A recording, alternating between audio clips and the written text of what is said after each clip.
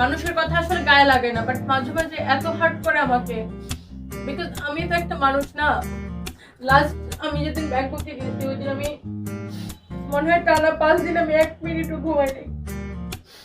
ব্যাংককে যাওয়ার পরে আমার মনে হচ্ছে যে আমি মনে হয় এখন মারা যাবো, বাট ওই মুহূর্তে আমি ব্যাংককে যাই ঘুমাইনি, বিকজ আমার হাজবেন্ডের অবস্থা অনেক ক্রিটিক্যাল ছিল। আমি প্রায় রাত 2টা পর্যন্ত, মানে ব্যাংককে আমি গেছি 1টার সময় ল্যান্ড করছি, কিন্তু আমি রাত 2টা পর্যন্ত ওখানেই বসেছিলাম আইসিইউতে। আমার হাজবেন্ড একটু স্টেবল হচ্ছে, তারপরে আমি রুমে গেছি। ওই রাতে মনে হচ্ছিল যে আজকে মনে হয় আমি মারা যাবো। অনেক খারাপ লাগে তখনই যখন আমাকে এবং আমার অসুস্থ স্বামীকে নিয়ে খারাপ খারাপ মন্তব্য করে, তখনই আমার খুবই খারাপ লাগে। মানুষ এটা বুঝে না যে স্বামী তো স্বামী, সে যেমনই হোক না কেন। দয়া করে কেউ আমার স্বামীকে নিয়ে কোনো খারাপ মন্তব্য করবেন না। এমন কথাগুলো বলতে বলতে টনি কান্নায় ভেঙে পড়েন। বিকজ আমি লাস্ট 5 দিন 1 মিনিটও ঘুমাই নেই, কারণ এর আগে আমি 3 দিন বাচ্চাদের নিয়ে জাস্ট মক্কা মদিনা করে দেশে এসে বাচ্চাদের রেখে আবার ফ্লাইট।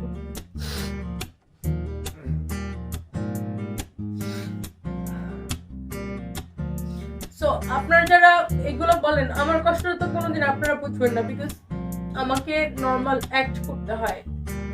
আমার মনের মধ্যে কি চলতেছে সেটা মানে আমি এক্সপ্লেন করতে পারি না, কারণ আমাকে নর্মাল অ্যাক্ট করতে হয়, বিকজ আমি সবার গার্ডিয়ান, আমার বাচ্চাদের, আমার ভাই বোনের, ইভেন তো আমার হাজবেন্ডের গার্ডিয়ান আমি রাইট নাও। বিকজ প্রত্যেকটা সিদ্ধান্ত সবকিছু ম্যানেজ আমাকে করতে হয়, আপনাকে না।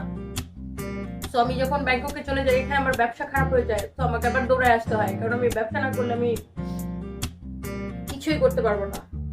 হ্যাঁ ভিউয়ার্স, একটা নারীর জন্য তার স্বামী যে কতটা মূল্যবান তা একটা নারী বুঝতে পারে, কিন্তু সেই নারীগুলো যখন অন্য নারীকে হিংসাত্মকমূলক কথা বলে, তখন কথাগুলো কেমন লাগে একটা নারী ভালো করে বুঝতে পারে।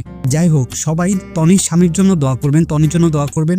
ভিডিওটি ভালো লাগলে লাইক, কমেন্ট এবং শেয়ার করবেন। চ্যানেলটি সাবস্ক্রাইব করতে ভুলবেন না।